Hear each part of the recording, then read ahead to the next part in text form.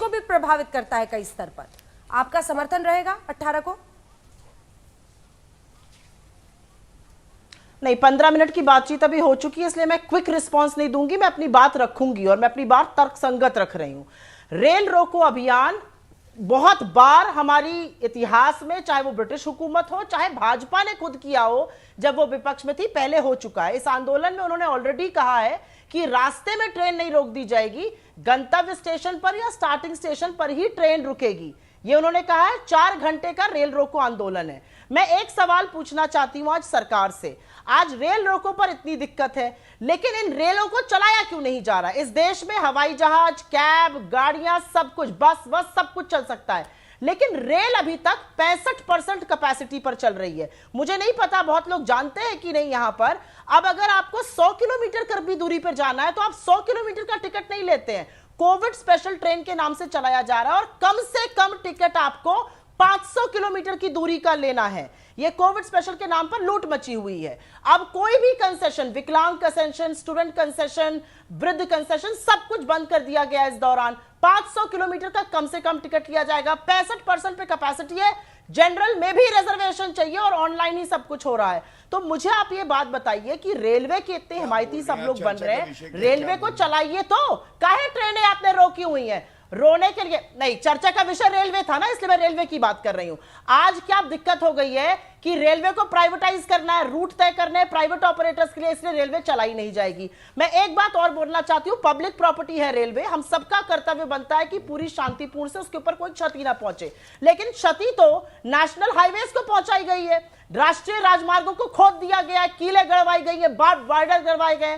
तो मुकदमा अमित शाह, नरेंद्र मोदी जी, खट्टर और चौटाला पर होना चाहिए या नहीं होना चाहिए? हमारी पब्लिक प्रॉपर्टी को जो जनमानस के टैक्स से बनती है, उसको नष्ट करने का अधिकार किसने दे दिया? ये तो निर्वाचित सरकारों ने इतिहास में पहली बार किया है। ये वो तो आंदोलनकारी हैं, आप तो सरकार है, आपने ऐसा क्यों कर डाला ये बताइए मुझे। और चक्का जाम जब हुआ था तो पूर्ण शांतिपूर्ण ढंग से हुआ था। पीएम अपील कर रहे हैं, आज भी अपील कर रहे हैं।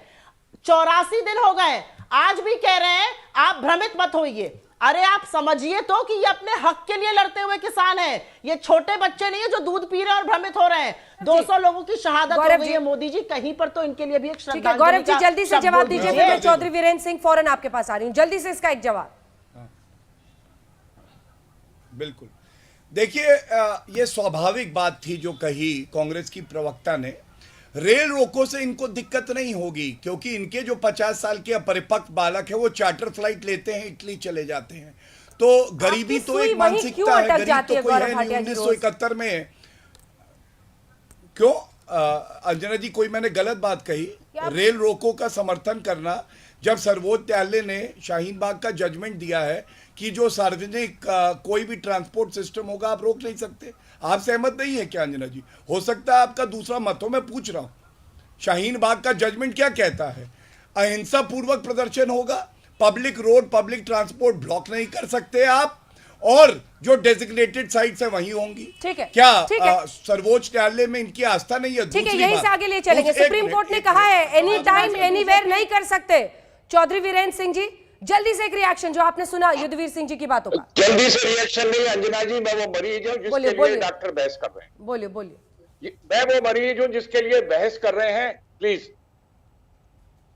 हाँ, मैंने सुन लिया, सबकी सुन ली। मैं एक एक करके जवाब दे, मैं इनका सफाई नहीं दे रहा, मैं अपना पक्ष रख रहा हूं। जो मेरी पीड़ा है मैं वो रख रहा हूं। पीड़ा किसान की पीड़ा मेरी पीड़ा है।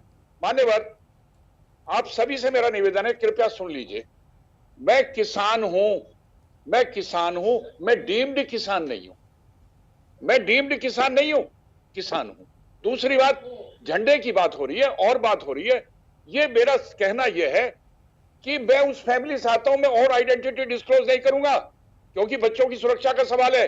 मेरे परिवार के कजन्स नियरेस्ट जो है, मेरे भतीजे, भाई, बेटे, बेटियां 6 ऑफिसर इन सर्विस हैं। झंडे की कदर मैं जानता हूं, जिसके घर में फौज वाला नहीं कोई होगा, झंडा कम जानेगा, मैं वो बता रहा हूं। आपने बात कही, एक ब्रेक मुझे लेना पड़ेगा चौधरी वीरेंद्र सिंह जी, लेकिन इतना वादा है कि ब्रेक के बाद जब मैं लौटूंगी तो आप ही की बात के साथ शुरुआत करूंगी। एक छोटे से ब्रेक के लिए हम रुक रहे हैं। इस बीच आपको बता दें जेपी